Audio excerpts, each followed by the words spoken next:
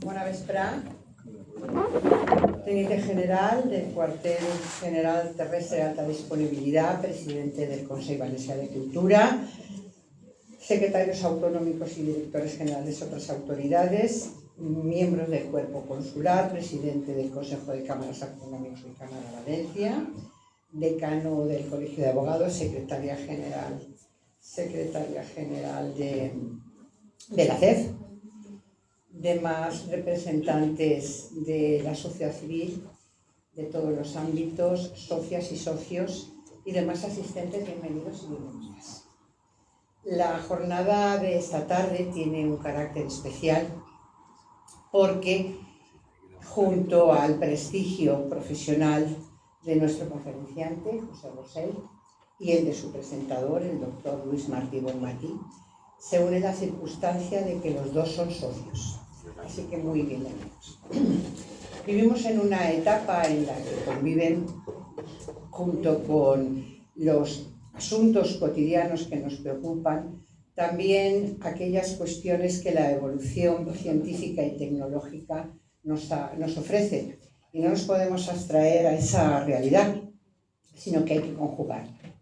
Por ello, tener conocimiento de ello es necesario para generar un pensamiento crítico. Y aquí estamos. Además, el club tiene uno de sus propósitos, es poner en valor y reconocer a los valencianos que son referentes y que con su trabajo pues están haciendo aportaciones muy valiosas para nuestra sociedad. Quienes esta tarde ocupan nuestra tribuna son ejemplo de ello a nivel internacional en sus respectivas especialidades.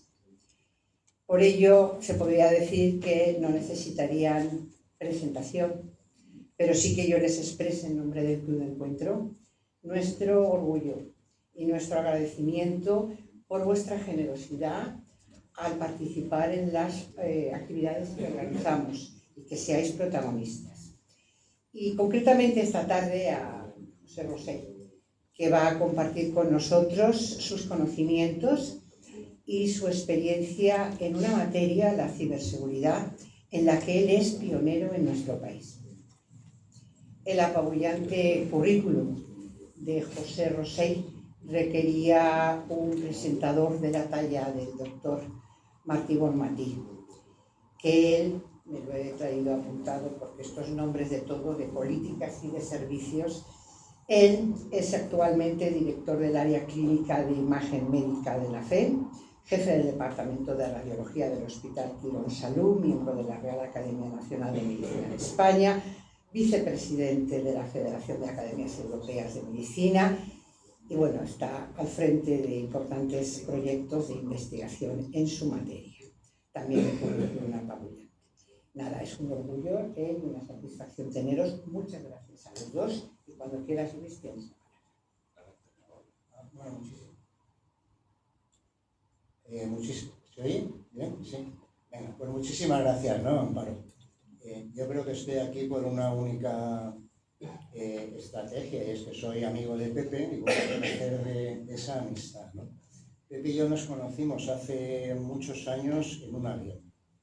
Nos conocimos subiendo unas escaleras, además teníamos algún enlace con algunas empresas comunes, pero no solo eso, sino que dentro del avión además nos ponen en el mismo un asiento al lado del otro y ahí empezamos a hablar, ¿no? Y empezó mi sorpresa, mi conocimiento de lo que hacía Pepe y la importancia, ¿no?, de ese trabajo para, en realidad, para todos nosotros, ¿no? Si alguien cree que está fuera de ese entorno del área de influencia de lo que hace Pepe, como ahora luego veremos, pues se equivoca, ¿no? Bueno, y desde entonces compartimos asientos en sitios y también cinturones de seguridad. Y de esta seguridad vamos a hablar hoy, ¿no? Cervantes creo que decía que cada uno es hijo de sus obras. Me gustaría recordar algunas de las obras de Pepe para dar entrada a ese conocimiento de todos nosotros, ¿no? Él es presidente y cofundador de S2 Grupo. La empresa es líder en ciberseguridad en España y Europa, está especializada además en protección de infraestructuras y veremos por qué eso es tan relevante, sobre todo con tecnologías de la información y de la operación, ¿no? Lidera no solo es CEO, sino que además lidera la seguridad digital y de operaciones, ¿no? Pero liderar es complicado, requiere desde luego conocimiento, estrategia, visión, pensamiento crítico, como nos comentaba Amparo, y valor. Valor sobre todo porque hay que hacerlo en un entorno donde las críticas, ¿no?, a ese trabajo propio suyo y de la empresa, pues no siempre son bien entendidas, ¿no? Liderar es implementar, validar y transferir a mercado. Y hacerlo además con empatía, seriedad, sentido común, cercanía y amistad hacia los que los conocemos, ¿no? Pepe es ingeniero industrial por la Universidad Politécnica de Valencia. Está reconocido como uno de los pioneros en ciberseguridad. Todos recordamos tal vez que la seguridad es de alguna forma el precio que pagamos por ser libres, ¿no? El precio de la libertad.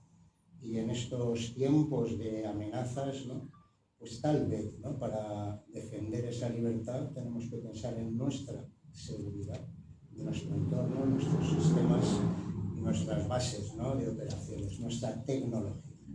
Bueno, pues esta tecnología que requiere de una vigilancia constante para no fracasar en esta guerra silenciosa, que no es que vaya a empezar, es que llevamos ya muchos años en ella, ¿no?, es la que nos hablará Pepe en unos momentos, ¿no?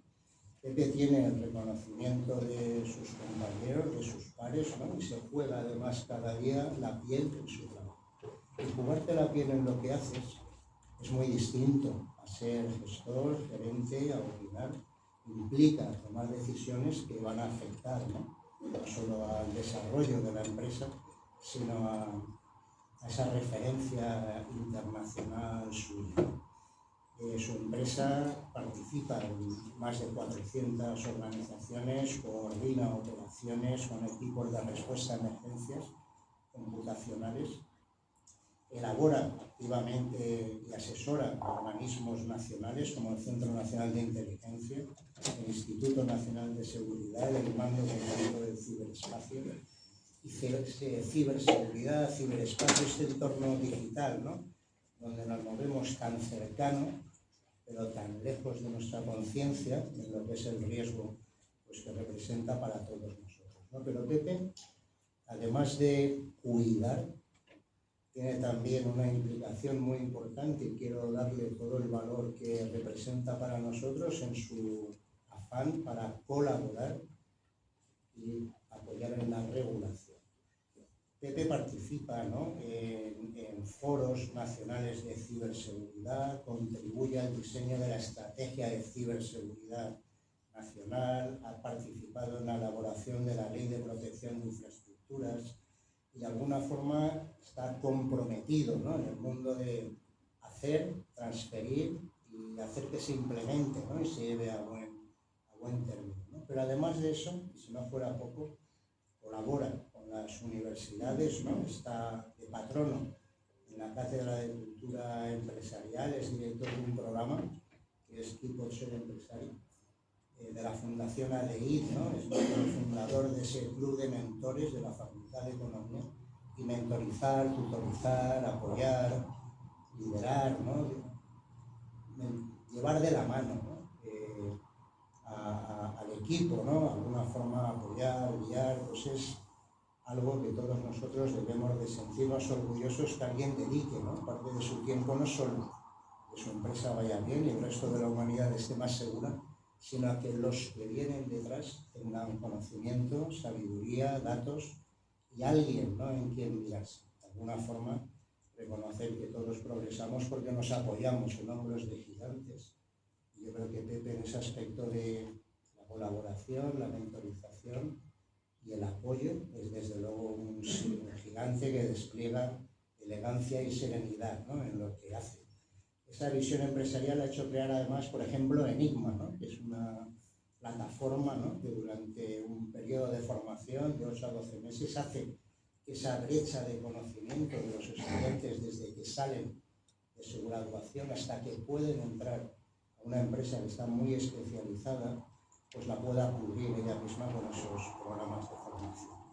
Es además defensor de tecnología propia, como comentaba antes con las bicicletas, y de la independencia tecnológica europea, ¿no? Si no somos capaces de liderar y gestionar nuestros recursos, mentorizar, tutorizar y apoyar, pues de alguna forma estamos perdiendo ese norte, ¿no? Esa estrategia que como sociedad deberíamos de tener, ¿no? Se bate el cobre por ese fortalecimiento del ecosistema empresarial valenciano, que es una de las personas importantes en este grupo de trabajo, ¿no? Están institutos como el Real Instituto Elcano, la directiva de AVE, la Fundación Lab, la Comisión 5.0 de la Fundación Nexus.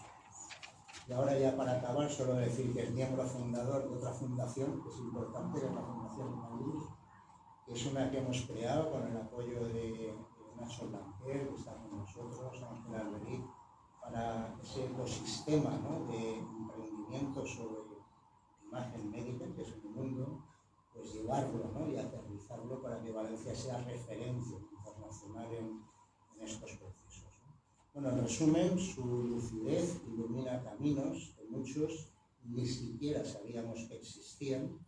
Y de alguna forma que podemos aprender de Pepe, pues Pepe es pura mente, ¿no? Lo que vamos a escuchar es su visión de esa ciberseguridad y esa tranquilidad. Bueno, pues como hablaba al principio de los aviones, siéntense cómodos, abróchense esos cinturones de seguridad para disfrutar de Pepe, que despegamos.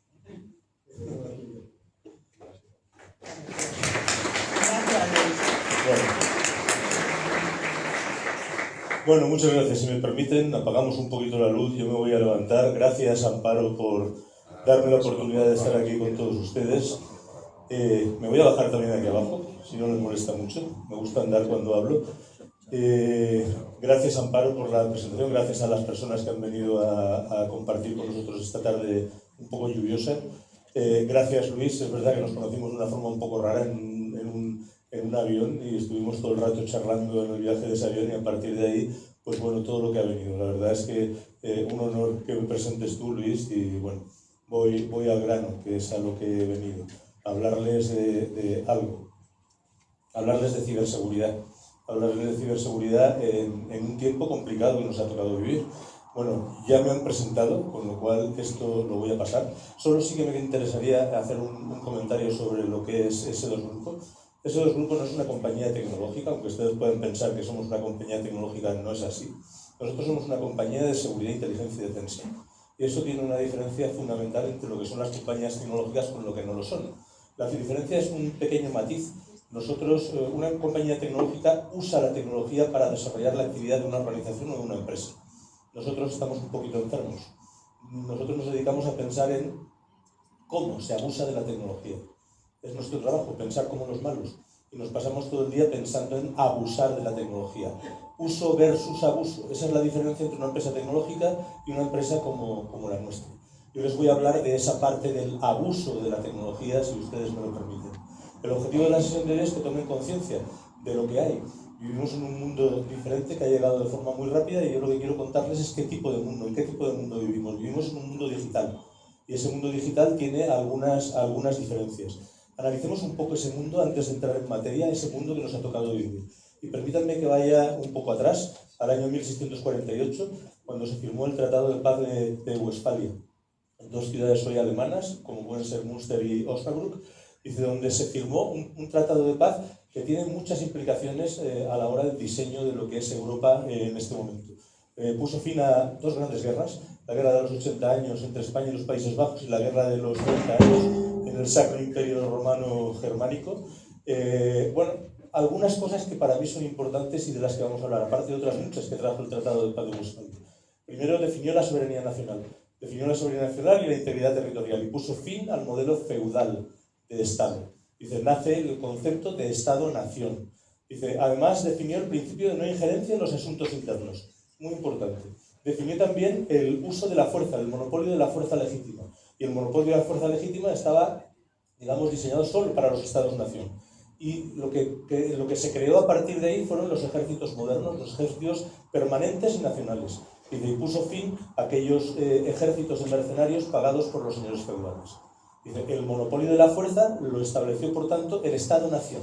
Y el Estado-Nación podía ejercer la fuerza de dos formas, una interna, a través de las fuerzas y cuerpos superiores del Estado, la fuerza policial, y otra externa, a través del ejército, y el uso de la fuerza de un Estado-Nación contra otro se establecía a través del ejército. Y puso fin al uso de la fuerza por organizaciones no estatales. Era ilegítimo o ilegal utilizar la fuerza por organizaciones que no fuesen el Estado-Nación. Bien. Todo esto es lo que partió a partir del Tratado de Paz de Westfalia y todo esto es lo que se acabó, por lo menos formalmente, con la llegada del ciberespacio. ¿Por qué? ¿Por qué el ciberespacio lo cambia todo? Pues por varias cosas fundamentales. Primero, es el fin de los Estados-Nación. Acaban los Estados-Nación porque no hay fronteras. En el mundo digital no existen las fronteras y como tal, el principio básico de la aplicación de una legislación en unas fronteras pues desaparece. Y en el mundo digital, pues la verdad es que aún no sabemos exactamente qué tipo de legislación se tiene que aplicar. Yo me vuelvo loco cada vez. Bueno, todo esto lo que hace es cambiar, la llegada del mundo digital cambia de forma disruptiva el escenario y los principios del mundo post-westfaliano se desvanecen, ¿no? Al final vivimos cambios disruptivos además a una velocidad de vértigo, una velocidad exponencial. Y esa velocidad está basada en tres grandes tendencias. La primera de ellas es la llegada al mundo de miles, millones de ciudadanos digitales. Esos ciudadanos que somos nosotros también, pero que tenemos una vertiente digital. La segunda es la aceleración tecnológica sin precedentes, una aceleración brutal. Toda la tecnología se mete en cualquier proceso cotidiano. Hasta para abrir una nevera hay tecnología por detrás. Para hacerte un café también, o para operarte de lo que sea, pues también. Dice, al final, la tercera gran tendencia es la hiperconexión. Lo hemos conectado todo, absolutamente todo. Está todo conectado. Y hemos conectado, si me permiten el ejemplo, una cafetera a una central nuclear como la de Cofrentes. Y está todo conectado en una misma red. Eso es lo que tenemos hoy. Máquinas y personas. Al final, incluso nos hemos conectado nosotros con estos dispositivos diabólicos que llevan ustedes en los bolsillos, en los bolsos, ¿no? Los teléfonos móviles. Que al final, a la gente que nos dedicamos a la seguridad, nos vuelve absolutamente locos. El hecho cierto es que Internet se ha convertido en ese sistema nervioso del mundo. Un sistema nervioso que lo conecta todo. Y sobre ese mundo físico en el que vivíamos, entre comillas, plácidamente, hemos diseñado un mundo digital completamente nuevo. Un mundo digital sobre el que hemos montado una sociedad nueva, una sociedad digital. Le vamos a poner apellido a todo y el apellido va a ser digital. ¿Vale? La sociedad digital tiene ciudadanos digitales que, por cierto, no tienen los mismos derechos que tienen los ciudadanos físicos y que además hay muchos más ciudadanos digitales que ciudadanos físicos en el mundo, porque cada uno puede tener la identidad que le dé la gana. Dice, yo puedo tener una, dos o las identidades que quiera en el mundo digital. Con lo cual, esos ciudadanos digitales, pues bueno, también son buenos, son malos, son altos, son bajos, pero el hecho es que existen creando esa sociedad digital. Al final, este mundo digital tiene unas características muy especiales. Es un mundo que no tiene fronteras, como ya hemos dicho. Es un mundo en el que hay más de 5.000 millones de personas conectadas a golpe de un clic. Es un mundo que es un gran sistema. Hay 5.000 millones de personas conectadas y yo que sé cuántos mil millones de cosas conectadas, cacharros de todo tipo. Algunos dan la temperatura y otros nos dan la energía o nos llevan el agua a nuestras casas. Pero están conectados a esa misma red. Es un mundo pequeño, al golpe de un clic llego donde quiera. Es un mundo en el que la adopción de las tecnologías es rapidísima y eso nos está llevando de calle, incluso los que estamos en este mundo. Se está produciendo una explosión además de tecnologías habilitadoras, una explosión exponencial. No hay más que pensar en lo que pasa con la inteligencia artificial generativa. Ha llegado y ha cambiado un montón de cosas y ahora todo el mundo habla de la IA generativa y hace 3 años ni siquiera la teníamos. El mundo digital además es disruptivo, los cambios se producen muy rápidos y además nos da la sensación de que no llegamos y que no podemos estar en él. Dice, y además hay muy pocos derechos digitales. Es verdad que se está desarrollando legislación para cubrir ese gap que hay entre el mundo digital y el mundo físico, pero estamos a mucha distancia de lo que es la protección en el mundo digital de los derechos de los ciudadanos digitales. Al final hay que pensar que lo que tenemos, digan lo que digan, es un mundo que es digital. Esto de que es un mundo en plena digitalización no es cierto, es un mundo en plena evolución, como ha estado toda la vida, pero es ya un mundo digital, sobre el mundo físico en el que hemos estado viviendo durante muchos años. Y al final, con todo esto, podemos decir que los conceptos de la economía tradicional se desmoronan. Y hemos visto grandes cambios, y algunos de ellos son muy llamativos. La caída, aquí todos tenemos cierta edad, de la caída de Kodak. Kodak era un monstruo de 150.000 empleados, con 27.000 millones de capitalización bursátil, era un monstruo. Era el rey del mambo en el terreno de la fotografía y cayó. Pero hemos visto otras caídas, como puede ser el de Blockbuster, un videoclub gigantesco que tuvo 90.000 empleados en el año 2005, no es hace tanto tiempo, 9.000 tiendas, y en el 2011 presentó el Chapter 11. O el caso de Thomas Cook, la agencia de viajes más antigua del mundo, que llegó a tener 21.000 empleados en 2018 y en el 2019 quebró. O The Borders, una de las librerías más grandes del mundo, con 20.000 empleados, que en el año 2011 presentó el Chapter 11 en Estados Unidos. O incluso Nokia, una compañía tecnológica europea que cuando cayó pasó a manos de Microsoft y ahora ha vuelto, pues gracias a no sé quién, pero ha vuelto a ser una compañía europea y se está apostando por ella para desarrollar algunas tecnologías en Europa. El hecho cierto es que esto es un proceso imparable, un proceso de digitalización. Esta es una foto que a mí me gusta mucho, que está ahí en el Googleplex, en la central corporativa de Google en San Francisco. No sé por qué, en su momento pusieron un dinosaurio y lo que querían transmitir es que había que estar un poco atentos, porque hasta las especies más grandes que ha habido en el planeta han desaparecido. Nunca mejor traído ahora en la época de la inteligencia artificial generativa para Google, cuando el negocio de la publicidad para Google se tambalea. Pues bueno, hasta las especies más grandes del planeta han desaparecido. El hecho es que la economía digital lo ha revolucionado absolutamente todo. Hemos vivido tenemos un mundo lleno de oportunidades, y ese mundo de oportunidades está caracterizado por algunos momentos disruptivos. A mí hay dos que me llaman mucho la atención. El primero fue la presentación del smartphone por parte de Steve Jobs en el año 2007. Fue espectacular. A partir de ahí muchas cosas cambiaron. El segundo ha sido este. La llegada hace 3 años, nada más 3 años, ahora hace 3 años, de la IA generativa con todo lo que está trayendo. Luego veremos alguno más. Dice, pero el hecho cierto es que todo esto ha revolucionado todo. Todos los negocios han revolucionado. Ha revolucionado la industria del cine, la industria de los viajes, la industria de los suministros, de las compras, la industria de la salud, la industria de la movilidad, del transporte público, de los taxis. Pues todo esto ha cambiado una burrada, incluso del transporte terrestre, donde ya hay enjambres de camiones que van sin conductor, que van transportando de una ciudad a otra las cargas, o incluso buques autónomos, prototipos de buques autónomos que no necesitan tripulación para ir de un sitio a otro. Y todo esto es una revolución de la logística, pues de tamaño descomunal. Todos los sectores se ven afectados por esta revolución digital. Bueno, al lado de ese mundo de oportunidades, pues no deja de haber un mundo de amenazas. Todo lo bueno tiene una contrapartida mala. Y de eso vamos a hablar en el tiempo que nos queda. Las amenazas que hay a toda esta revolución digital que estamos viviendo y en la que estamos viviendo. Los gurús del campo de la ciberseguridad no son, si me permite la expresión, tan molones como los de la tecnología. Este señor es Bruce Schneier, uno de los gurús más importantes del mundo americano de la ciberseguridad. Es un tipo que escribió en el año 2019 un libro que a mí me impactó mucho. El título es muy sugerente. Es haz clic aquí para matarlos a todos. Dice, con todo eso ya dice de lo que va el libro. Y es que es así. Estamos hablando del año 2019. 5 años, 6 años en esto es una barbaridad. El hecho es que la seguridad, en la Edad Media, es una construcción típica militar en la península ibérica. De hecho es la coracha de Moya, en Cuenca. La seguridad era relativamente sencilla, dejémoslo de relativamente entre comillas. Era una seguridad casi en 2 dimensiones, donde tú tenías algo que querías proteger, levantabas unas murallas, ponías muchos soldados y lo protegías. Y de hecho había incluso un concepto ya de protección de infraestructuras críticas, que eran las corachas, que bajaban hasta proteger un pozo de agua, que para ellos era evidentemente crítico. Esta seguridad con un perímetro tan definido ya hace mucho tiempo que desapareció. El perímetro son ustedes. El perímetro son ustedes en sus hogares, en sus casas, bueno, o en sus empresas, trabajando con los dispositivos móviles que nunca sabemos dónde están. Pero el hecho cierto es que todo esto se ha visto incluso agravado por esa gran reclusión a la que nos sometió la llegada del COVID. Nos metió en casa e hizo que personas que habían dicho por encima de mi cadáver tendré una reunión a través de Teams importante, pues tuvieron una reunión a través de Teams importante y la tecnología entró, si cabe, aún más y con mayor profundidad en la sociedad. Este es el gran empujón que nos pegó y convirtió el entorno de trabajo pues, en un entorno incierto. Muchas veces no sabemos con quién estamos hablando. Y a mí me ha pasado en muchas reuniones, pues veo personas en las reuniones que no deben estar en las reuniones y más tratando de temas de seguridad. Pero esto es lo que hay. Esto es lo que hay, esto es lo que ha venido a traer, pues incluso a incorporar a esas redes corporativas nuestros hogares. Para nosotros los que trabajamos en la seguridad, un hogar es una red sucia, es una red comprometida por definición. Con lo cual introduce muchos riesgos a la hora de trabajar en determinado tipo de compañías. ¿Vale? Al final, ¿qué amenazas han incorporado? Toda esta revolución digital ha incorporado amenazas, que le ponemos otra vez el apellido, son amenazas digitales. ¿Qué tipo de amenazas o a qué amenazan?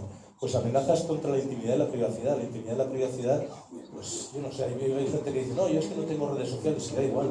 Tu primo las tiene, tu hermano las tiene, tu hijo las tiene, apareces en fotos, aparece en información de todo el mundo y al final estamos compartiendo una cantidad de información ingente que de hecho para los equipos de ataque es una información muy valiosa para diseñar ataques, porque os conocen, ¿vale? Y el hecho es que conociéndoos es más fácil atacaros. Hay una amenaza contra la propiedad intelectual, se está robando todo. Hay una amenaza contra la propiedad física, una amenaza contra la integridad de las personas, porque esto del mundo, esto de los incidentes que afectan solo a datos, pasó ya a la historia. Hay incidentes ciberfísicos que tienen un impacto clarísimo sobre el mundo físico, incluso con un vector de ataque digital, ¿vale? Con lo cual también ponemos en peligro la integridad de las personas y, en definitiva, es una amenaza contra la libertad y la democracia tal y como nosotros la conocemos y tal y como nosotros la defendemos, y sobre todo en Europa. ¿Vale? Al final esto es un gran tsunami, esto es lo que tenemos, un mundo digital con muchas oportunidades, un mundo digital también con algunas amenazas que tenemos detrás de las oportunidades. A mí me gusta mucho esta imagen, porque esto es lo que yo creo que está pasando, esto es mi visión de lo que está pasando. La sociedad es el pajarito y el riesgo es lo que tenemos detrás, y eso es lo que está ocurriendo. La sociedad no entiende qué es lo que está ocurriendo, ni siquiera las amenazas o los riesgos que trae consigo esta revolución digital que tiene, insisto, muchas más cosas buenas que malas, pero algunas malas. Al final, como estamos poniendo apellido a todo, al riesgo le ponemos también un apellido, el riesgo digital. Y el riesgo digital crece, y crece mucho. ¿Por qué? Riesgo es el producto de probabilidad por impacto. La probabilidad de que un incidente suceda por el impacto que tendría si sucediese. La probabilidad de tener incidentes crece con la conectividad, crece con la gente que hay conectada, con los cacharros que hay conectados. El impacto crece porque cada vez dependemos más de la tecnología. Con lo cual, probabilidad por impacto, el riesgo digital crece y crece mucho. Y esto es lo que estamos percibiendo, esto es lo que vemos. Esto es lo que vemos en algunas noticias que salen, porque no todo sale a la luz. Al final, se ha producido también un hecho que es la convergencia de las tecnologías. Yo cuando empecé trabajando en un astillero. En un astillero se construían buques y construíamos buques de pasaje. En un buque de pasaje había una red de cobre, una red física, que llevaba los datos a los camarotes de los pasajeros. Y había otra red diferente y separada que llevaba los datos de las turbinas, del sistema de extinción de incendios, de la propulsión del barco, de todo. Y eran redes separadas. Todo eso pasó a la historia, de esto hablo ya de hace muchos años, más de 30. Con lo cual todo esto pasó a la historia y todo ha convergido en una única red.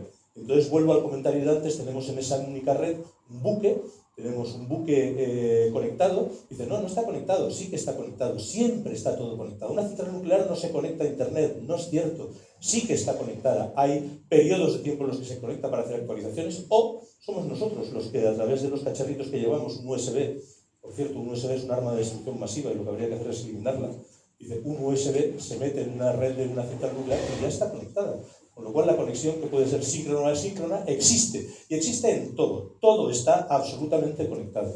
Al final, el World Economic Forum, todos los años, hace su análisis de riesgos después de la reunión de Davos. Y si ustedes se fijan, probabilidad de impacto, probabilidad bajo, el impacto en el eje de ordenadas, dice, la ciberseguridad, el fallo de ciberseguridad que está en el cruce, está a la altura de probabilidad de impacto de problemas medioambientales, una guerra termonuclear con menor probabilidad pero mayor impacto, pero está a un nivel altísimo de riesgo. Son riesgos sistémicos. Y el World Economic Forum pone ese riesgo sistémico de los fallos de ciberseguridad como uno de los mayores riesgos sistémicos a los que nos enfrentamos. Y además empezaron a valorar el impacto que tenía este fallo de la ciberseguridad en la sociedad, un impacto económico. Y llegaron a la conclusión en el año 2016 que era en torno a 500 billones americanos de impacto económico. Eso lo han ido actualizando y estamos en un impacto económico que se calcula en torno a los 10 trillones de dólares americanos. El impacto del cibercrimen o de la falta de ciberseguridad. Evidentemente, yo entre 10 trillones, 11 trillones y 15 trillones me pierdo. Lo que sí que sé es que es un mogollón. Y detrás de un mogollón de dinero hay grupos organizados que tratan de buscar ese dinero, lógicamente. Al final, si lo comparamos con las principales economías del mundo, Estados Unidos 27 trillones, China 17 trillones, la Unión Europea estaría entre los dos, un poquito por ahí. El cibercrimen está en torno a los 10 trillones de dólares, por encima de las GAFAM, de las grandes tecnológicas americanas, ¿vale? Ese es el problema que tenemos. Un problema de una magnitud colosal, donde hay mucha gente intentando hacer su agosto con esto del cibercrimen y además con un ritmo de crecimiento brutal. Está creciendo en el orden del 15%, mientras que la economía china o la India están creciendo un 5, un 6%. Con Con lo cual lo que estamos viendo, tenemos la percepción en la sociedad de que esto crece y crece a una velocidad rapidísima. Y eso es lo que vemos. Traído a España, nuestro Departamento de Seguridad Nacional también publica un informe de riesgos anualmente. Y publica en el informe de Seguridad Nacional las vulnerabilidades en el ciberespacio, como ven está arriba a la derecha, que es un riesgo sistémico reconocido, en este caso como el mayor riesgo sistémico al que nos enfrentamos a nivel español. Bien, al final, todo esto, cuando yo empecé a trabajar en esto de la ciberseguridad, allá por el año 2004, pues era una cosa rara, ¿no? Te decían, ¿qué te pasa en la boca? ¿Qué dices? ¿Qué tonterías dices? Yo no soy importante, ¿no? Y de esto ha ido escalando, ha pasado de ser una cosa de frikis y de tequis a ser una cosa de consejos de administración y a ser un tema tratado por la propiedad. ¿Por qué? Pues porque además tiene responsabilidades civiles y penales y cada vez más, desde el consejo de administración hasta el último técnico de la compañía. Al final, todo esto, como estamos haciendo, le estamos poniendo un apellido a todo. Riesgo digital, ¿cómo se materializa? En incidentes digitales. ¿Qué incidentes digitales hay? Bueno, para empezar, no existen estadísticas de incidentes a nivel mundial y a nivel español. No hay estadísticas. Con lo cual, una prima de riesgo no se puede calcular porque no hay un actuario que tenga unas estadísticas para calcular la prima de riesgo. Con lo cual, no hay ciberseguros que valgan, ¿vale? Puedes contratar un ciberseguro, pero tendrás que leer muy bien la letra pequeñita. Lo único que tenemos en España es una estadística del Centro Nacional de Inteligencia, nosotros trabajamos mucho con ellos, que sí que tienen una estadística buena. ¿Por qué? Porque la Administración Pública Española está obligada a declarar los incidentes al Centro Nacional de Inteligencia. Con lo cual, vemos en el ámbito de actuación del Centro Nacional de Inteligencia, que es la Administración Pública Española, vemos la evolución de los incidentes. Es muy curioso. Esa gráfica que tienen ustedes ahí se ve en el año 2020 cómo se duplican los incidentes. ¿Por qué? Porque llegó la pandemia y nos fuimos a casa y bajamos las defensas de nuestras compañías y se duplicaron los incidentes. ¿Por qué no más? Porque los malos también tienen recursos limitados, son empresas, ¿vale? Y dice, pues hasta ahí llegaron. ¿Qué pasó? Que empezó a bajar un poquito y en el año 2023 empezó a subir mucho. ¿Por qué? Porque empezó la guerra de Ucrania. La guerra de Ucrania es, como luego veremos, la primera guerra digital de la historia y ha tenido un impacto. La guerra del frente cinético está en el Donbass, o donde esté, pero el frente cibernético lo tienen ustedes encima de su cabeza. No tiene fronteras. El mundo digital no tiene fronteras y por tanto la guerra digital existe. Bueno, hay otra estadística que también nos vale, que es la del Ministerio del Interior, que habla del cibercrimen.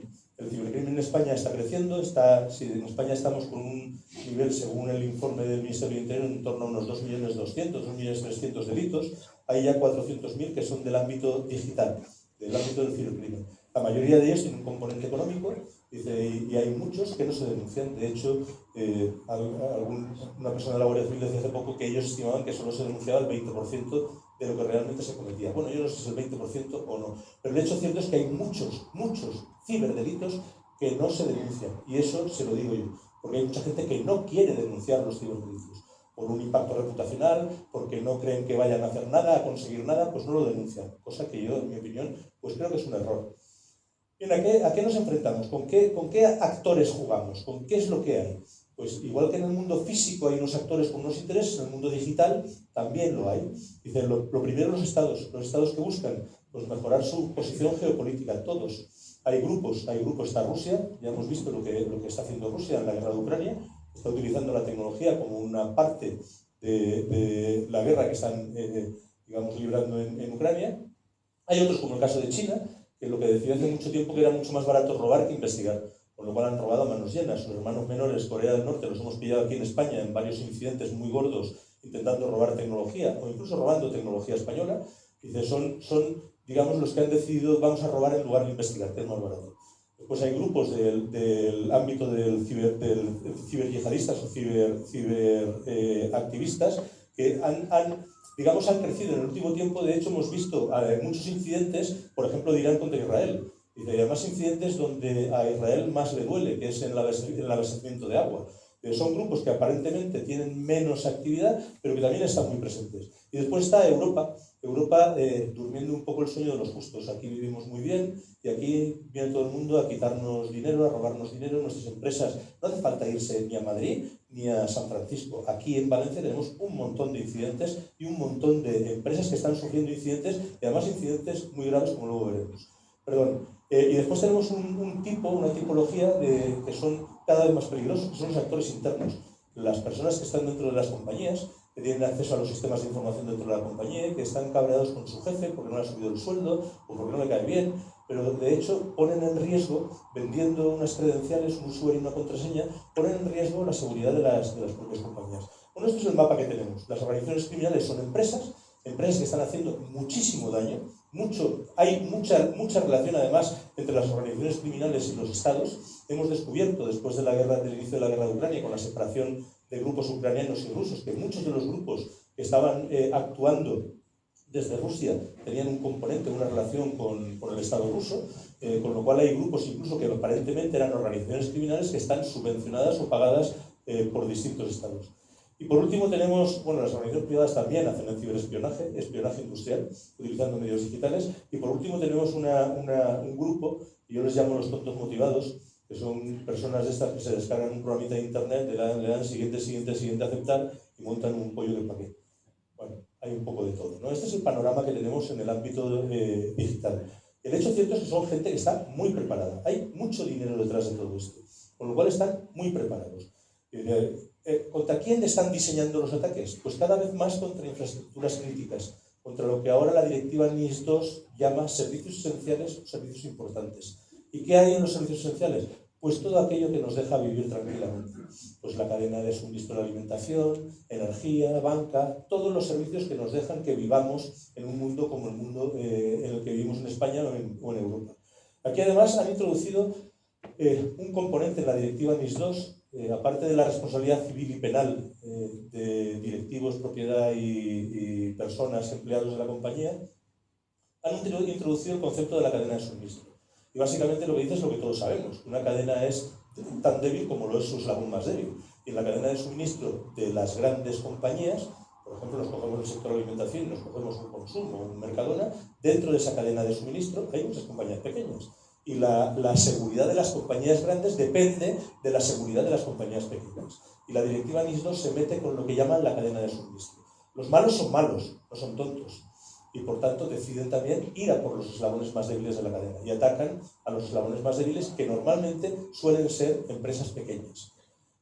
Hay otro tema que también está muy de moda, entre comillas, y es lo que llamamos ciberseguridad industrial, la parte de tecnologías de la operación. Todo lo que hay en una industria, en un avión, en un coche, en un tren, todos son ordenadores. Tendrán una forma más de ordenador de sobremesa o menos, pero son todos ordenadores, ¿vale? Y todo es susceptible de recibir ataques. Dice, hasta hace relativamente poco, concretamente hasta el año 2010, que sufrimos el primer ataque gordo en temas industriales, pues pensábamos que esto estaba un poco fuera. Había ataques contra datos, robo de datos, protección de datos, pero eso pasó a la historia.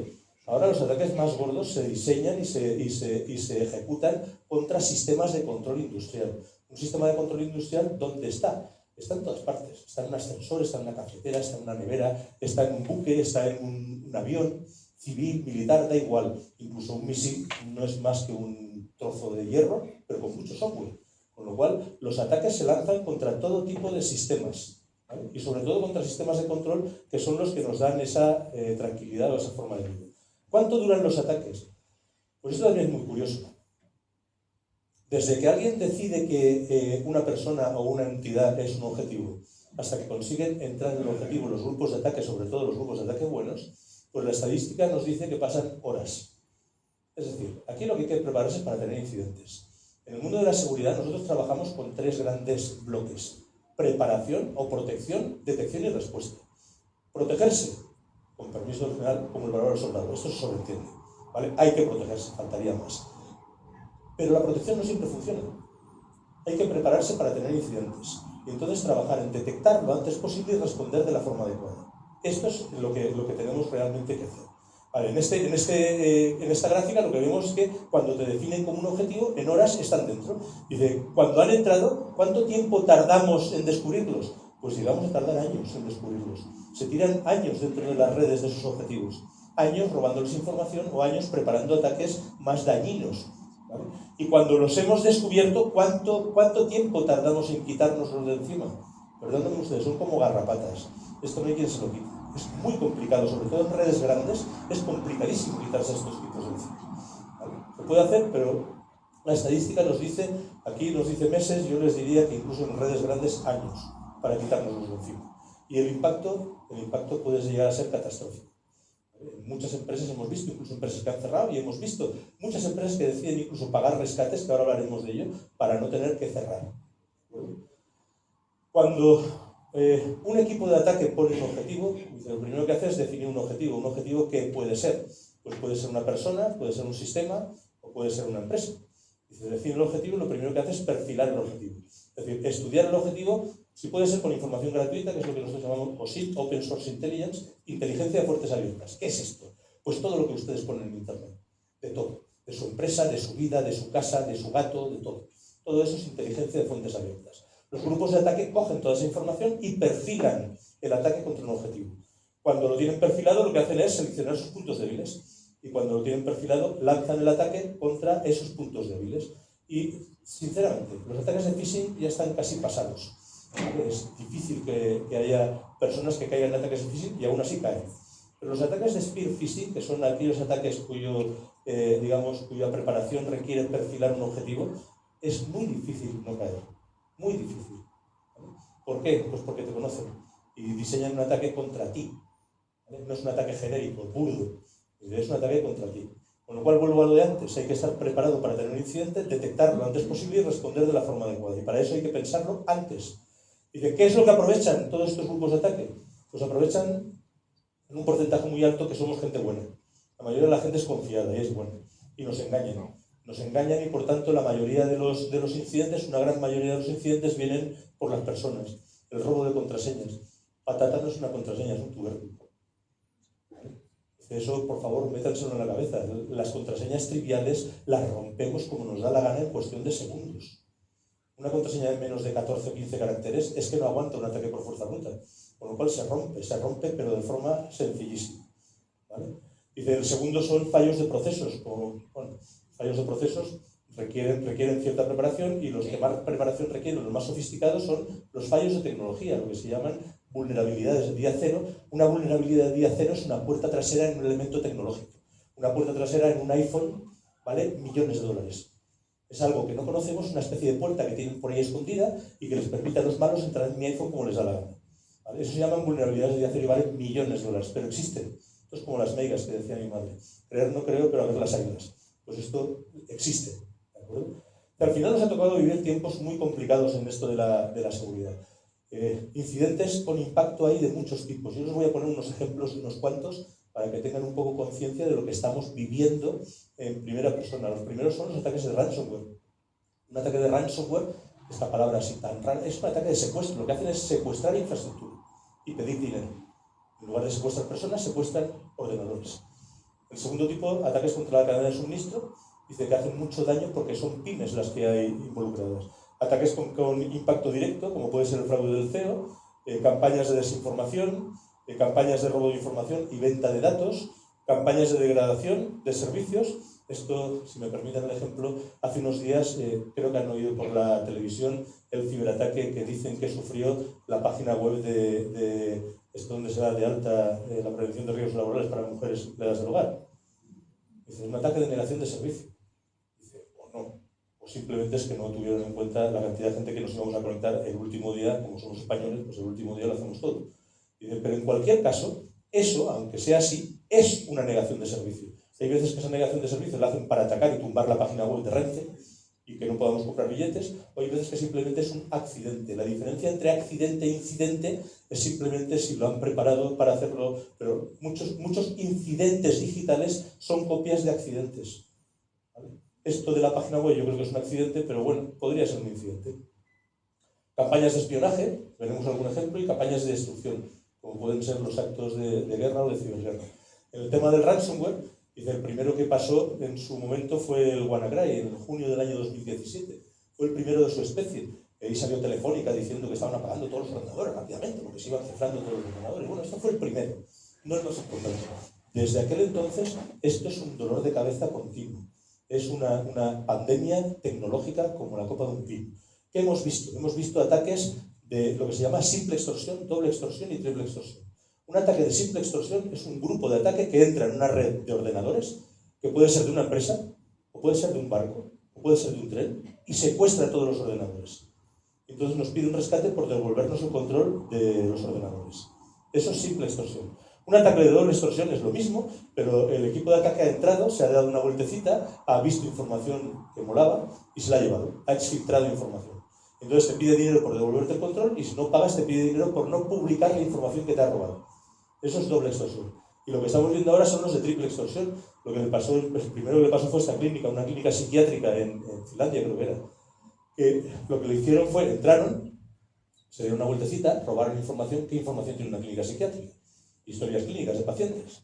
La robaron, les pidieron dinero por devolver, no pagaron, les pidieron dinero por no publicar la información, no pagaron, se dieron la vuelta a sus clientes y les pidieron 500 pavos a cada cliente por no publicar su historia clínica de una clínica psiquiátrica. Y vamos, así pagaron. Pagaron y mucho. Bueno, aquí hemos tenido ejemplos de incidentes de este tipo. El Servicio Público de Empleo de España, supongo que oirían en su momento que no pudieron pagar durante 2 meses la prestación social porque tenían un ciberataque como la copa de un pino. Este era de origen aparentemente ruso. El Hospital de Torrejón, un hospital público de gestión privada, tuvo un ciberincidente que tumbaron el hospital entero. Tumbar un hospital significa no pueden operar, no hay UCIs y no sabemos qué medicina darle a la señora de la habitación 211. Es decir, tumbarlo entero. Meses para recuperar un hospital como este porque no pagaron. O en ayuntamiento. Este fue el primer ayuntamiento de la historia que tuvo un incidente. Pagaron 600.000 dólares. Aquí en España hemos tenido un montón. Y de hecho seguimos teniendo. Aquí en la Comunidad Valenciana, bueno, tuvimos el de Castellón que fue duro porque además publicaron mucha información en este caso, pues, que hay en un ayuntamiento, pues evidentemente información, entre otras cosas, de la policía. Pues robaron información de la policía y había casos de todo tipo y publicaron información. ¿Vale? En el Ayuntamiento de Elche ahora hemos tenido otro caso también, que también es público, todos estos casos son públicos y están en prensa, y bueno, pues no paramos de tener un incidente detrás de otro. En empresas, en ayuntamientos o incluso en países. Estos son de ayuntamientos y esto es un país que lo tumbaron entero cuando hubo el cambio de presidente, el último cambio de presidente, tumbaron en Costa Rica. ¿Qué significa tumbar Costa Rica? No hay import-export, no hay banca, no hay salud, no hay nada. Lo tumbaron durante meses, estuvo tumbado. Tuvo que declarar el presidente el estado de emergencia, recién nombrado el presidente de un país como Costa Rica. Bueno, al final lo que buscan es sembrar el caos, para que no pienses mucho y pagues, que es su objetivo primero. Después hay incidentes que afectan a la cadena de suministro. ¿Qué peculiaridad tiene un incidente de la cadena de suministro? Esto han oído ustedes. Por ejemplo, que es de los últimos que ha habido. El parón que ha habido en los aeropuertos europeos hace relativamente poco. Esto es un incidente de la cadena de suministro. Realmente no atacaron a ningún aeropuerto. Lo que atacaron es a esta empresa, que es la que gestionaba el equipaje. Era una empresa más pequeña, gestiona el equipaje. ¿Y qué pasa en un aeropuerto si no hay equipaje? Pues que se paran. Pues pararon todos los aeropuertos. Dicen, por un ataque a una empresa más pequeña, que es cadena de suministro. Y cuando piden un rescate, ¿por qué piden el rescate? ¿Por la empresa pequeña? No. Piden el rescate por la empresa grande, por lo que paran, que es un montón de aeropuertos. ¿Vale? ¿Campañas con impacto económico? Pues hay unas cuantas. Hay algunas, como la del fraude del CEO, que es un fallo de proceso, es un error de proceso, porque no está suficientemente bien montado el proceso, o por lo que sea. Dice, como es el caso de la EMT en Valencia, no se crean ustedes que la EMT es la única. Pero vamos, empresas muy gordas que han tenido fraudes del CEO, pero vamos, muchísimas. Dice, o que es muy curioso, este es un incidente ciberfísico, curioso de estudiar, los bancos no les hace ninguna gracia, pero es un incidente ciberfísico en el que el fulano es un tipo de origen ruso que detuvieron creo que fue en Denia. Dice, este tipo había distribuido por los cajeros automáticos un bichito que cuando le daba una orden soltaba pasta. Tenían estos tipos que son los muleros, bueno, le dejaban una parte, se quedaban una parte de ellos y el resto se lo daban al jefe. Bueno, campañas del dominio cognitivo. Eso en el mundo, desde el punto de vista de la guerra, hay 6 dominios. Por lo menos ahora se está hablando de 6 dominios. Están la tierra, el mar, el aire, el espacio, el ciberespacio y el dominio cognitivo. El dominio cognitivo es un espacio de guerra. Es un espacio donde se está haciendo mucho daño a muchos países. Bueno, aquí hemos tenido un caso como el de Cambridge Analytica, quizás sea el más conocido, impacto que a través de la red Facebook impactaron sobre la decisión de voto de muchos británicos y dicen que esto influyó mucho en la decisión del Reino Unido sobre el Brexit. Y tenemos verdaderos ejércitos, las divisiones meméticas, que lo que se dedican es a crear campañas de desinformación. Y bueno, esto es muy antiguo. Lo que tienen ahora son medios espectaculares para llegar a la gente. ¿Vale? Y de eso estamos viendo mucho. Hay campañas de robo de información, hay dos formas de conseguir dinero por parte de estos equipos. Uno, que pagues el secuestro. Hay mucha gente que paga. En Estados Unidos, aquí no hay estadísticas en España, en Estados Unidos las estadísticas dicen que pagan el 65%. Es una burrada. Hasta donde yo sé, y si hay algún jurista aquí que dice lo contrario, lo que él diga, el pagar un secuestro digital no es un delito. Lo que puede ser un delito es una colaboración con una banda criminal. Dice, en Estados Unidos están persiguiendo a los que pagan por esa vía, por la colaboración con banda criminal. Pero bueno, en cualquier caso, lo que estamos viendo es mucho tráfico de datos. Tráfico de datos que afecta, por ejemplo, en el caso de Panama Papers, le robaron a un despacho de abogados un montón de información. Esto es lo que esto le costó el puesto a un ministro español y a un montón de gente. Son robo de 11,5 millones de documentos, que se pasaron un montón de tiempo estudiando lo que había en esos documentos. Y evidentemente el despacho de abogados pues, tuvo muchos problemas. Toda esta información se distribuye y se vende a través de la dark web. La dark web no es un sitio accesible, no es un sitio donde uno pueda ir a ver qué es lo que hay, ni siquiera fácilmente accesible.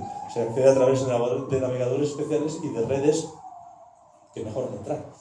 Porque ahí puedes encontrar un poco de todo. Normalmente te vienes siempre con algún regalo. Pero bueno, se vende de todo. Se venden bases de datos de niños. Estos son información de la dark web. Bases de datos de niños. Incluso tienen equipos de marketing que le ponen un diseño bonito para decirte, oye, yo qué sé, un registro médico, $50. Si es de una persona desconocida. Si es de una persona conocida, incluso lo marcan. Dice, ¿qué quieres? ¿Un registro médico de fulanito de tal? Entonces le ponen precio.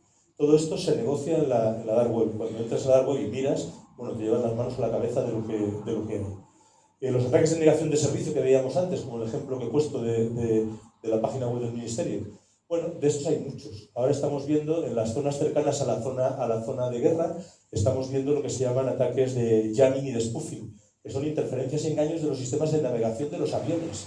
¿Qué es lo que están haciendo? Interferir los sistemas de navegación. ¿Y qué es lo que han provocado? Pues lo que ha salido, hay 1.500 ataques de estos el último año.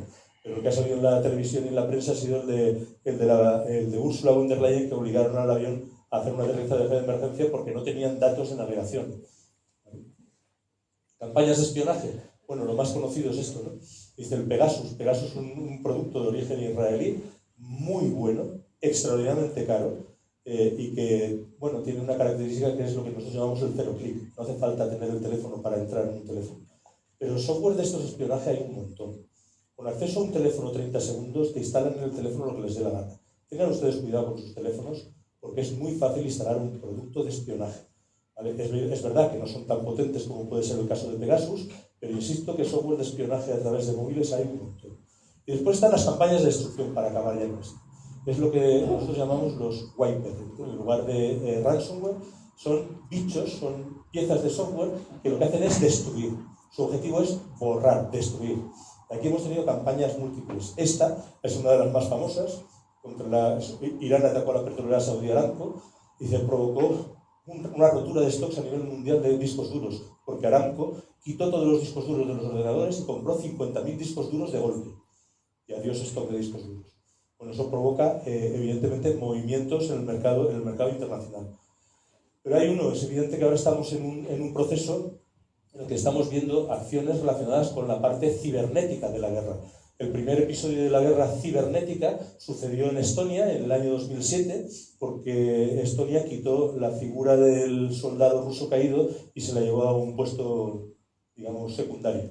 Entonces Rusia se cabreó, lanzó un ciberataque contra Estonia y se cargó el país. Cargarse el país, lo que antes hemos dicho, no tienes nada, ni bancos ni nada. Entonces se montó allí el Centro de Excelencia de la OTAN en Tallinn, que está estudiando el ámbito de la ciberguerra. ¿Vale? Este fue el primer episodio de ciberguerra, pero hemos tenido muchos. A partir del 2014, con la anexión de Crimea por parte de Rusia, el campo de batalla de Ucrania ha sido un campo de batalla cibercontinuo. Y hemos visto ciberataques como la copa de un pino. El invocar el artículo 5 del Tratado de la OTAN como consecuencia de ciberataques se puede, pero nadie se atreve. Porque para empezar es muy difícil atribuir un ataque de este tipo. ¿Vale? Pero el hecho cierto es que hemos tenido muchos problemas de atribución, pero ataques clarísimos. Por ejemplo, en 2015 es el primer blackout de la historia en una red de distribución de energía eléctrica. Ocurrió en Ucrania con un bicho que se llamaba Black Energy o Industroyer, y un grupo que se llama Sunwork, que es un grupo de ataque ruso. Y esto provocó tumbar la red de distribución de energía eléctrica de Ucrania. Ahí lo dejo. Ha habido más. En Ucrania también vivimos el incidente pues, documentado más caro de la historia. Fue este. NotPetya ocurrió a la vez que el WannaCry. NotPetya fue un incidente que afectó a una empresa ucraniana, pero tuvo efectos colaterales. Era una acción de guerra de Rusia contra Ucrania, en un momento en que no había guerra, de ciberguerra, perdón, porque tumbó una empresa ucraniana y afectó a empresas como Mondelez y Maersk. Maersk tuvo cientos de millones de dólares de pérdida como consecuencia de un incidente de ransomware, de los que cifra la red. Dice, Maersk en un momento determinado no sabía dónde estaban sus contenedores, sus barcos, sus personas, sus comerciales. No sabía si la cadena de frío de sus productos se había roto, no sabía nada. Y esto ocurrió ya hace muchos años, en el año 2017. El hecho cierto es que la guerra ucraniana es la primera guerra digital de la historia. Y, por ejemplo, el comandante del vicealmirante Roca, que es el comandante del mando conjunto del ciberespacio, hace presentaciones sobre lo que es la guerra de Ucrania y te pone los pelos de punta, porque ves la parte cibernética de la guerra. La parte cinética yo creo que la vemos todos en la televisión. La parte cibernética no se ve. La parte cibernética es complicadísima. En realidad, Rusia respecto a Ucrania tiene 10 veces la potencia de fuego en la parte cinética, en la parte cibernética no, porque es una contienda diferente, es una contienda donde no hay fronteras, donde los contendientes de esa contienda son incluso civiles, incluso empresas que han estado trabajando en esa contienda contra los poderes, digamos, de Rusia. Y en esa contienda no han ganado para nada. Y eso es lo que ha equilibrado un poco la contienda. Al final no son solo, en este caso, Rusia, y todos los actores. En esto de la ciberseguridad no hay amistades, lo que hay son intereses. Y aquí hay grupos, por ejemplo, el grupo que se llama los Five Eyes, los 5 ojos, surgido después de la Segunda Guerra Mundial, donde está Estados Unidos, Canadá, Gran Bretaña, Australia y Nueva Zelanda. Es el grupo anglosajón. Es un grupo que, de hecho, es autor, Estados Unidos, de un ataque contra la central nuclear de Natanz, que después bombardeó hace poco el presidente Trump, pero en su día el ataque fue un ataque cibernético. Y dicen que consiguieron retrasar 4 años el programa de enriquecimiento de uranio iraní, con una ciberarma. Era un software que decían que valía miles de millones de dólares. Pero bueno, eso es lo que hay. Dice, China, pues lo dicho, China ha robado a manos llenas todo. Dice, y no solo en Estados Unidos, aquí en España también. Hay muchos incidentes de origen chino. Por ejemplo, este fue el incidente, dicen, la transferencia de propiedad intelectual más grande de la historia. Fue el robo de toda la información de los planos del F-35. Y los chinos hicieron el J-35. He visto algunas fotos, incluso de alguna presentación del CNI que pone el F-35 y al lado del J-35. Tienen parecidos asombrosos.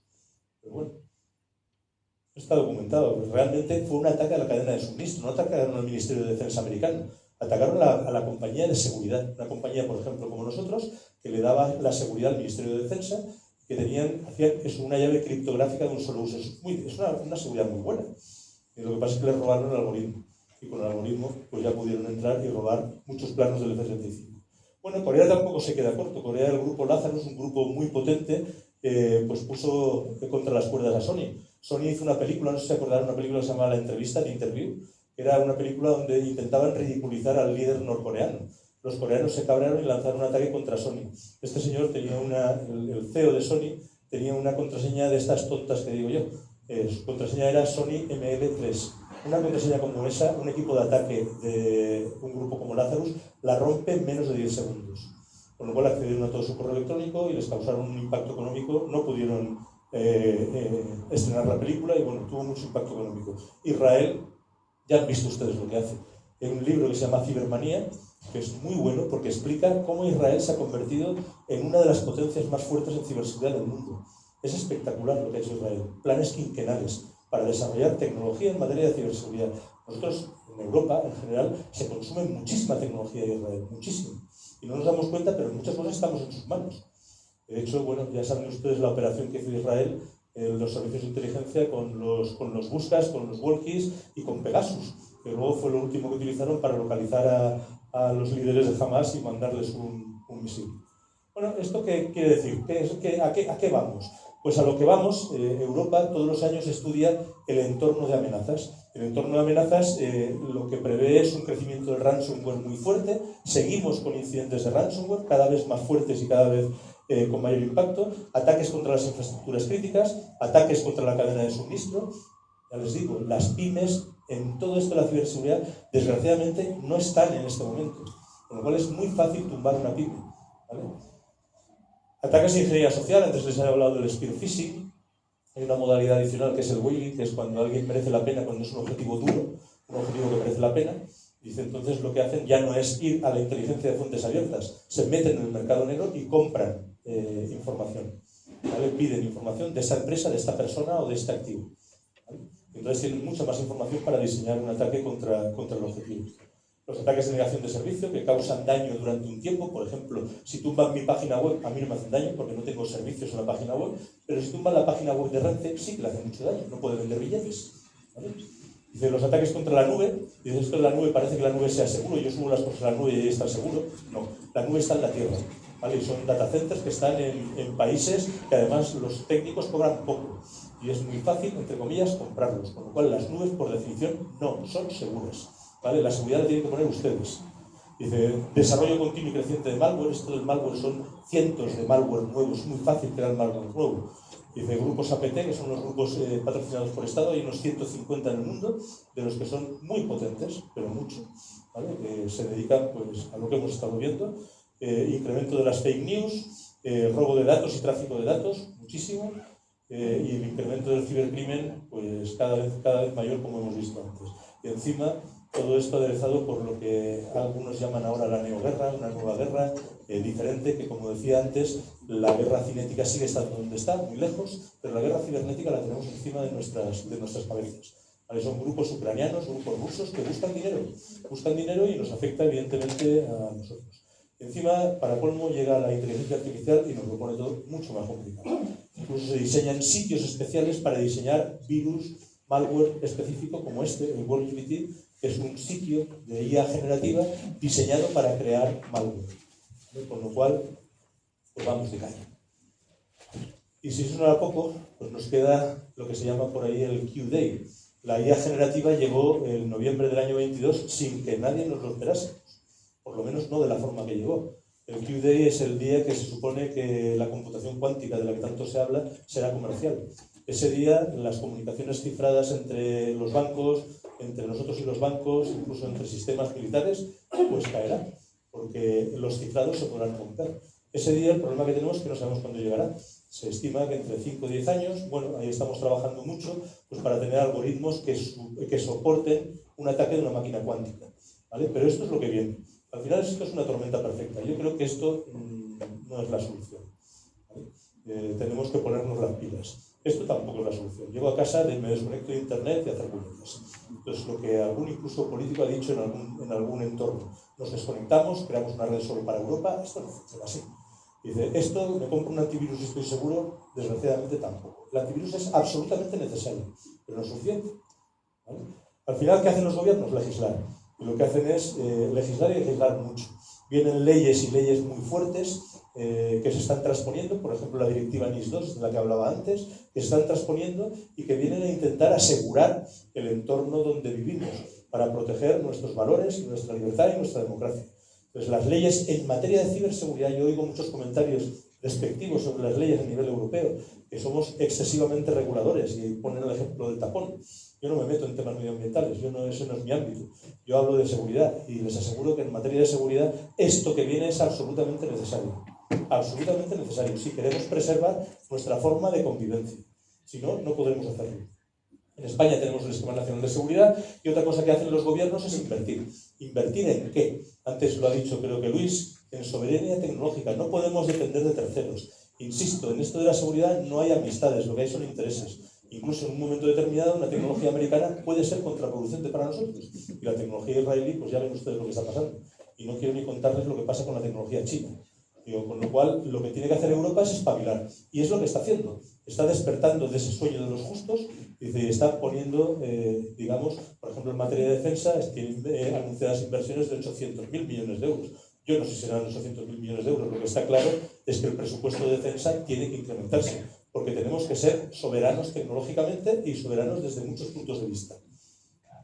¿Qué podemos hacer nosotros? Y con esto ya voy acabando. Aceptar que vivimos en este mundo. Es un mundo digital y es un mundo nuevo con unas leyes nuevas. Tomar conciencia. Oye, yo les estoy intentando trasladar un poco lo que hay.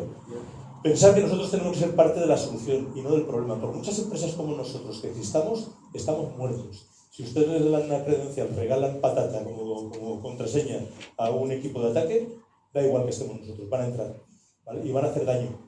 ¿Okay? Con lo cual tienen que pensar ustedes que son parte de la solución, no del problema. Desconfiar. Dice, igual que hacemos en el mundo físico, ¿por qué no hacemos en el mundo real, en el mundo digital lo mismo? ¿Por qué si a uno le mandan una factura de Iberdrola, abre el ficherito? Dice, pero tú tienes Iberdrola. Dice, no, yo tengo Endesa. Y ¿por qué lo haces? Si no es para ti, ¿por qué lo haces? Digo, pues por favor, conectar ese puntito de desconfianza. Dice, ¿y qué escenarios futuros podemos esperar? Pues en mi opinión, lo siento, pero esta situación no va a mejorar. Esto va a empeorar. Lo que vemos en los próximos años, y eso lo dice también el World Economic Forum y lo dicen todos los estudios, es que esto va a peor. Porque cada vez dependemos más de la tecnología y cada vez hay más gente que intenta abusar de todo esto. Esto no va de tecnología, esto va de nuestros negocios, de nuestra vida, de nuestra libertad y de nuestra democracia. ¿Vale? Con lo cual todos nos tenemos que poner manos a la obra. Hay una quiebra del contrato con el Estado social. Perdona, una quiebra del contrato social con el Estado. ¿Por qué digo esto? En materia de seguridad física, si tenemos un problema y hay una persona que entra en un establecimiento empresarial, pues llamamos a la policía y la policía viene a ayudarnos. En materia de ciberseguridad no es así. Es verdad que hay cuerpos especializados, tanto en la Policía Nacional como en la Guardia Civil, que son buenísimos, muy buenos, extraordinariamente buenos, pero no damos abasto. No dan abasto y nosotros tampoco.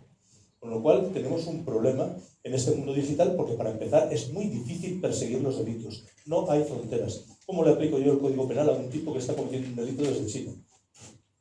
Es imposible. Con lo cual es muy difícil. Con lo cual tenemos que buscarnos un poco una solución nosotros. Bajo mi punto de vista, lo que necesitamos es un tratado de paz digital. Esto en la P de Westfalia se consiguió. En el mundo digital necesitamos un tratado de paz digital. Si no, no haremos nada. Hay pequeños intentos con parte de los países, pero como no estemos todos, por lo menos los más importantes, no vamos a conseguir nada. Lo que tenemos ahora es una edad media digital, como una copa de un pino. Aquí todo el mundo se pega con todo el mundo en el entorno digital, casi vale todo. Es muy difícil perseguir los delitos en el mundo digital, es dificilísimo. Incluso la custodia de una prueba digital es complicadísima de obtener. Hay que saber para hacerlo, y evidentemente se hace, pero es muy complicado. Y encima, entre los bloques, lo que estamos viendo es una guerra fría digital. Están, digamos, pegándose unos con otros. Nadie se atreve a levantar la mano. Sí, dicen la atribución, esto parece que sea China, esto parece que sea Rusia. Todos sabemos quiénes son. Todos sabemos quiénes son. Incluso hay ataques de falsa bandera, que está clarísimo que son ataques de falsa bandera, pero es muy complicado hacer algo con todo eso. Al final, y con esto ya acabo, pues como decía la maldición china, ojalá vivas tiempos interesantes. Y nos ha tocado vivir un tiempo complicado, interesante, pero muy complicado. Muchas gracias.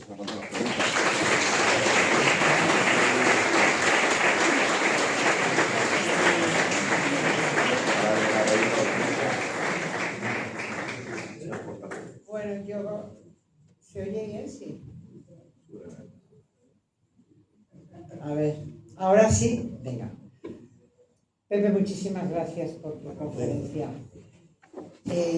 Lejos de ser pesimista, yo creo que con Pepe lo que hemos tenido es una clase magistral de todo aquello del conocimiento, ¿no? Para ese pensamiento crítico que tenemos que tener, saber qué es lo que hay que hacer y qué es lo que no se puede hacer, que es no prevenirlo. No obstante, yo me gustaría lanzar un mensaje alentador y positivo. Este es el mundo que nos ha tocado vivir, ¿no, Pepe? Y precisamente gracias a personas como vosotros pues podemos estar informados y preparados en un momento determinado, no lo sé. Muchas gracias por tu conferencia. De nada, un placer. El placer ha sido nuestro. Vamos a abrir un turno de preguntas. No sé si hay alguna pregunta en la sala, porque al igual que tu currículum, la conferencia también es apabullante con tantas nomenclaturas que, mira, ya tenemos la primera. Muy bien. Hola, buenas tardes. ¿Se oye? Sí. Sí, sí. Buenas tardes a todos. Lo primero es agradecer a Pepe la clase magistral que nos has dado. Me presento, yo soy Diego Solier, hasta hace 1 año y medio era director de tecnología en una multinacional americana y desde 1 año y medio atrás soy eurodiputado del grupo ECR en el Parlamento Europeo y miembro de la Comisión ITRE, de la cual vamos a desarrollar bastante de los files que has nombrado ahí y de los cuales me estoy proponiendo como ponente para ayudar, porque al final los que venimos del sector privado y conocemos y hemos trabajado en el mundo de ciberseguridad sabemos el gran problema en el que nos enfrentamos. Y creo que has dado en el clave con muchas de las cosas, en casi todas, y una de ellas es el vector más importante de ataque, que somos las personas. Entonces, la semana pasada, justamente en la comisión, hablando con el director de NISA, lo comentábamos, él lo comentaba, hablaba muchas cosas de prevención, o sea, no de prevención, sino de protegernos, más un poco la parte de después de, pero no habló ni una palabra de cómo instruir a la gente, cómo de alguna forma todo ese trabajo que hacemos en las empresas privadas de formación sobre seguridad, hacerlo en el ámbito, desde el ámbito público a la ciudadanía en general. Y sobre eso ni dijo ni quiso decir nada. Entonces es una cosa que nos preocupa en el Parlamento sobre la dirección que la Comisión tiene en este ámbito. Y podríamos hablar muchísimas cosas de todo lo que has comentado que en sí es preocupante, como por ejemplo el dejar la ciberseguridad o la seguridad de las comunicaciones judiciales en manos de Huawei, una empresa china, entre otras muchas más cosas. Entonces, nada, simplemente darte las gracias y que desde aquí pues, me ofrezco a establecer un diálogo, porque al final somos los que hemos estado trabajando en el entorno privado, los que tenemos que dirigir un poco hacia dónde tiene que ir esa regulación para que esa regulación realmente ayude y no bloquee a las empresas europeas. Gracias. Gracias a ti por tu aporte. Lo de la concienciación, la verdad es que los temas de concienciación, yo estoy harto de ver los cursos estos de formación que se ponen en las empresas que no sirven absolutamente para nada. Mi opinión es que la concienciación se tiene que demostrar. Nosotros, por ejemplo, damos muchas charlas de concienciación donde los incidentes no los contamos, los demostramos. Si yo digo que te puedo robar las credenciales de tu ordenador, te lo demuestro. Entonces la gente empieza a creerse. Porque si no, dicen, esto a mí no me va a pasar. Cuando dices que una contraseña de 10 dígitos la puedes romper, en lugar de decirlo, lo demostramos. Y demostramos cómo se rompe una contraseña de 10 dígitos. Entonces la gente empieza a creerse. Yo creo que hay que cambiar la forma de concienciar, por lo menos en esta materia, porque la gente, de verdad, o sea, la sociedad en general es incrédula. Siempre creen que les va a pasar a otros hasta que les pasa a ellos. Entonces, pues ya no hay problemas.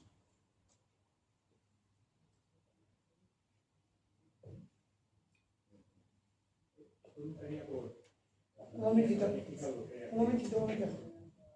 El micrófono y así lo oye toda la sala. No, simplemente insistiendo un poco en este punto, ¿no? La autonomía estratégica europea. ¿Es eso posible en un mundo global y donde todo está globalizado, donde las personas y las redes están conectadas, la gente cambia de un sitio a otro, donde hay alianzas? Usted sabe más que yo de esto, mi general. No sé más, pero pregunto la opinión del experto. Pero usted sabe que el armamento, y llevado al mundo digital las ciberarmas, se pueden determinar en función de los contratos que se firman para utilizarlas.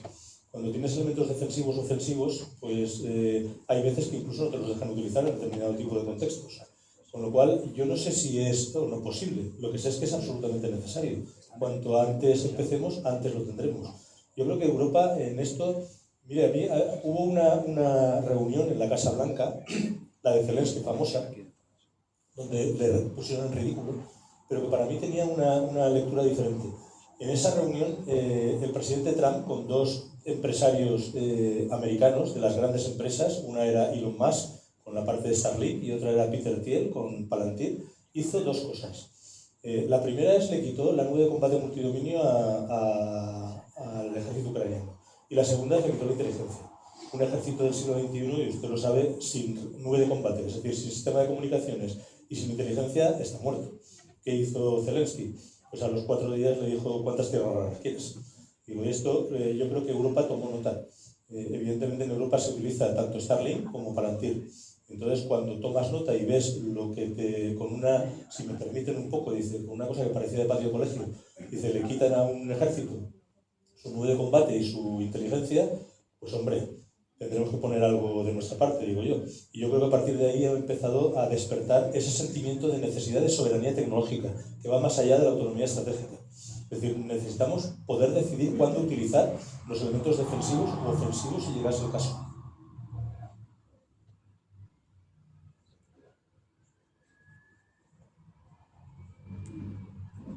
Tomás. Buenas tardes. Buenas tardes. Bueno, sí, a ver si ahora se me oye mejor. Buenas tardes. Lo primero es felicitarle por la conferencia, que me ha parecido magnífica, clara, sencilla, directa, es decir, extraordinaria. Lo segundo, y un poco al hilo de lo que comentaba el general, se oye hablar de que los americanos están muy desarrollados en materia de ciberseguridad, los chinos también, los coreanos también, pero ¿y los europeos damos el nivel? ¿Cuál es nuestra perspectiva de cara a 4, 5, 6 años, 10 años? A ver, somos buenos, pero somos muy pocos y tenemos muy poco dinero para esto. Me explico. Israel y Estados Unidos, que son las dos principales potencias en materia de ciberseguridad, unido a Rusia. Rusia evidentemente no va a hacer esto que yo le voy a decir, pero vienen a España a buscar talento y se lo llevan. No se lo llevan físicamente, les pagan sueldos de Israel y de Estados Unidos aquí en la playa de Valencia, con lo cual algo tendremos bueno. Yo creo que en España tenemos un talento magnífico, pero no tenemos recursos dedicados a esto. Esto puede ser que esté cambiando un poco, en los últimos meses está cambiando un poco, pero no para nada. O sea, en Europa pasa lo mismo. Yo creo que tenemos mucho talento. España, de hecho, en los rankings en materia de ciberseguridad aparece en los primeros puestos, por delante de muchos países que podríamos pensar que tienen mejores capacidades que nosotros. No es así. Estamos muy bien posicionados, tenemos gente muy buena, pero tenemos poco dinero para desarrollarlo. No tenemos tecnología propia, somos muy pocas empresas. Nosotros tenemos tecnología española en materia de ciberseguridad y ciberinteligencia, pero somos pocos y tenemos pocos recursos. Competimos en un mercado global. Y yo creo que ahora se está empezando a dar cuenta, incluso nuestra industria crítica, de que necesitamos apostar por el desarrollo de tecnología de la Unión Europea, ni siquiera de Europa, de la Unión Europea, porque tenemos muchas cosas en común. Y yo creo que eso, pues como le decía el general, después de algunos hechos que han ocurrido en estos últimos tiempos, pues hemos empezado a darle un poco la vuelta. ¿Y nos va a costar? Sí, esto no se hace de la noche a la mañana, para nada. Igual que tampoco se compran armas de la noche a la mañana, por mucho que pongamos mucho dinero, pues hace falta hacerlas. Con lo cual yo creo que esto va a costar, pero cuanto más tarde empecemos, más tarde lo tendremos.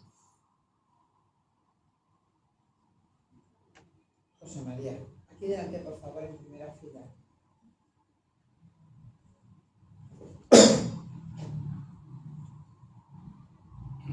Muchas gracias.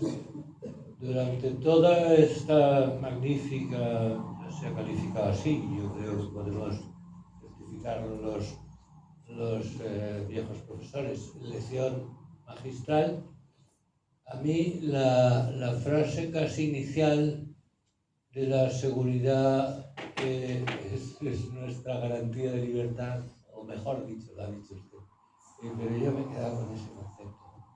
Es la que me ha estado rotando, ¿no? Y por eso tal vez mi pregunta es muy ingenua. Desde la cultura diaria, desde la educación más natural, más sencilla, desde las escuelas, desde los colegios, en vez de otras extravagancias que vemos, cabe trabajar por esa seguridad o la última anterior a esta, donde sí se jodió el Perú, es lo que nos está esperando. Es absolutamente necesario, imprescindible. Yo creo que cabe y tenemos que hacerlo, pero vamos a ver, es que hay muchas cosas que explicar. Para empezar, los profesores tienen que aprender. Eso yo es una discusión que tengo, como ha dicho Luis, yo también he estado muy relacionado con la universidad y se me llevan los diablos un poco. Tanto en la universidad, por ejemplo, la universidad, yo creo que en Francia lo están haciendo y aquí en España no, pero todas las carreras, todas, requieren de conocimientos de ciberseguridad. Y usted me dirá, ¿y por qué un médico necesita saber de ciberseguridad? Yo tengo médicos en plantilla, porque necesito atacar y defender un hospital.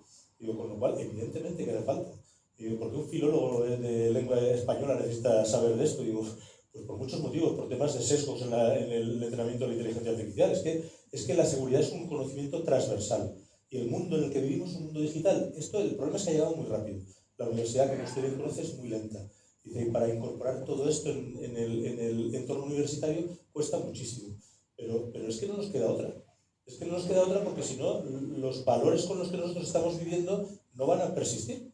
Digo, porque aquí llega una empresa americana, con todo mi respeto por Estados Unidos, y se lleva todos los datos de un Facebook, se los lleva a Estados Unidos. Estados Unidos no es un puerto seguro, no cumple las mismas leyes que cumplimos aquí. Con lo cual el tratamiento, a mí me preguntaban mucho por TikTok.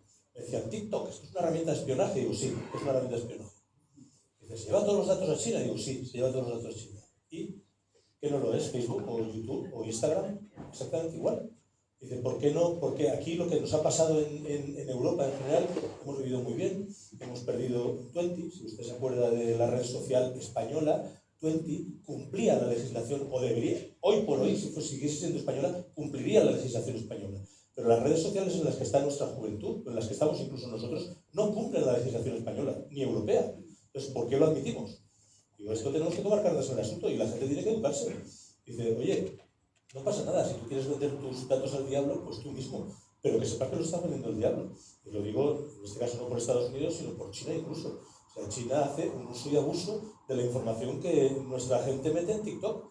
Y con eso entrenan los algoritmos de inteligencia artificial chinos.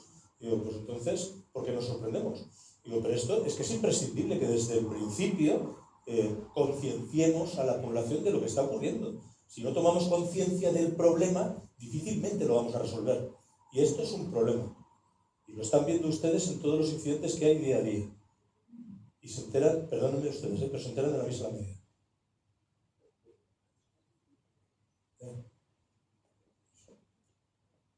Aquí delante, José Vicente. Siempre escuchamos los ataques en Europa y en América, pero nunca escuchamos ataques en China.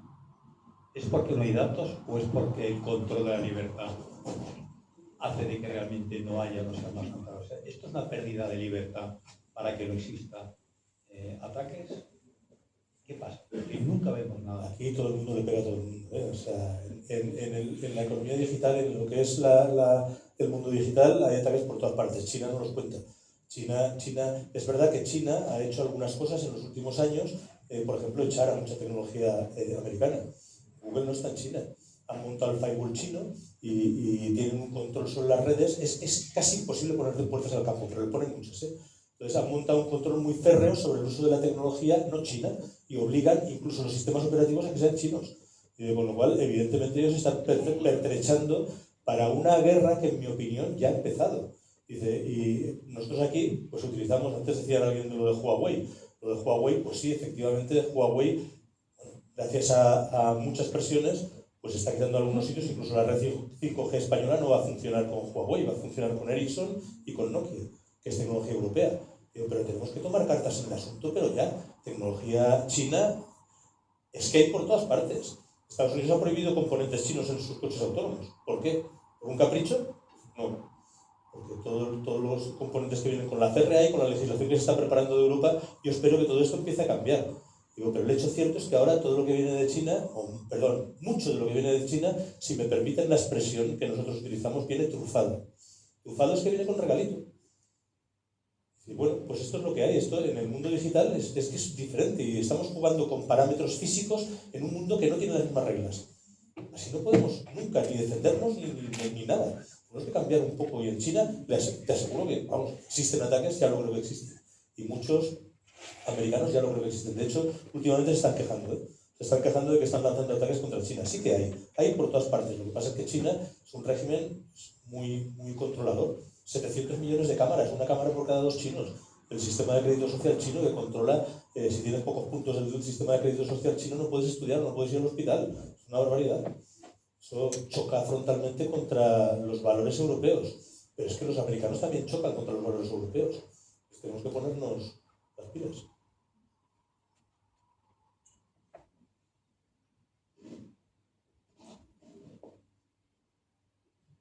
Yo tenía un par de cuestiones. Una es con relación, asistí a un encuentro de computación cuántica y decían que en 2 o 3 años cualquier contraseña a posteriori se podía, digamos, romper. Y por tanto saldrían en pocos años todos los secretos, entre comillas, bien guardados hoy. Esta pregunta es un poco personal, ¿no? ¿Qué relación o qué perspectiva tiene S2 con respecto, digamos, a la revolución cuántica que se avecina en la computación, por una parte, y si está, pues no sé, ya participando a lo mejor en proyectos europeos o en alguna actividad de estrategia nacional. Y lo otro que quería comentar, así, porque me ha hecho pensar la última intervención, es este fin de semana, el sábado por la noche, hicieron la noche temática sobre cibercrimen y comentaban mucho, vieron una parte de algoritmos y otra parte de ADN o DNA, ¿no? De lo que es, digamos, cómo encontrar asesinos y cuál es digamos, todo esto está ahora mismo en la noche temática, ¿no? Se puede bajar y descargar, de hecho yo me los he descargado, con subtítulos incluso, o sea, se puede utilizar en clases y tal, y creo que es muy útil porque este foro es supuestamente más de derecho. Nada, gracias. La primera de computación cuántica, a la pregunta sobre S2 no te voy a contestar. Al tema de la computación cuántica y tu preocupación, sí. Lo de los 2 años, espero que no. Porque como eso sea cierto, vamos a tener un problema. El hecho cierto es que está habiendo incidentes donde se está robando información cifrada y se está guardando. Y no sabemos si la están guardando porque ya tienen alguna máquina de computación cuántica o si se la guardan, que es lo que yo creo, para cuando exista una máquina de computación cuántica comercial. Yo espero que esto tarde un poquito más, porque si no nos va a pillar con el paso cambiado. Los algoritmos postcuánticos, digamos que no estamos preparados aún para eso. Con lo cual espero que tarde, y no 2 o 3 años. La primera máquina cuántica experimental en Europa está prevista, creo que para el año 2029. Yo espero que tarde, de verdad que espero que tarde, porque si no vamos a tener un problema. El día que eso ocurra, tendremos un problema.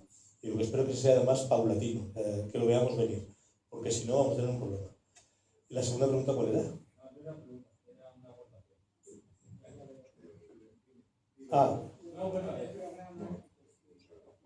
Ok, no, aclaro un poco más porque tampoco quería robar mucho tiempo. El tema del algoritmo radicaba en que ahora mismo está prohibido en Europa, pero en Estados Unidos se está aplicando la tecnología pre-crime, ¿no? Esa película que hicieron Sí, de eso te iba a contestar una cosa. Yo hace años que fui a Israel, a Tel Aviv. Nos intentaron hacer distribuidores de una tecnología que utilizaban en Israel hace años, que era el reconocimiento facial. Tenía una base de datos gigantesca intentaban asimilar el reconocimiento facial con personas que tenían posibilidad de ser un determinado tipo de criminal. Y la verdad es que a mí me impactó. Y no la he usado, no la he probado, no sé si funciona o no funciona, pero tú estás hablando del ADN, ellos iban por otro camino. Y dice, bueno, pues tecnología de esa Israel ya la tiene. Y además a mí me llamó mucho la atención porque en ese viaje, cuando salí por Tel Aviv, en el aeropuerto, te daban 2 posibilidades, pasar por la policía o pasar por una máquina automática de reconocimiento facial. Yo me fui por la policía. Digo, esto no me fiaba un pelo digo, pero sí, ellos tenían algoritmos ya de reconocimiento facial y de cruce de bases de datos gigantescas con... Yo no sé si eso funciona o no, yo no lo he probado. O quizá te podría contestar mejor la policía que yo. Pero bueno. ¿Hay alguna pregunta más? Sería la última, ya son las 9, ¿no? Pero espera este momento que te dan el micro y así toda la sala puede escuchar lo que digas. Gracias. Esther Gómez, secretaria autonómica de Universidades y profesora de la Politécnica de Valencia. La Unión Europea va a invertir ahora en 4 gigafactorías de IA y están postulando algunos países. España se quiere postular, creo que está Telefónica al frente de esto. Mi pregunta es, algunos países están apostando por tener una gigafactoría en un punto concreto y otros como España están pensando en distribuirla esa gigafactoría con varias zonas. Puede ser la Comunidad Valenciana una de ellas. ¿Qué opinión tienes que sería mejor?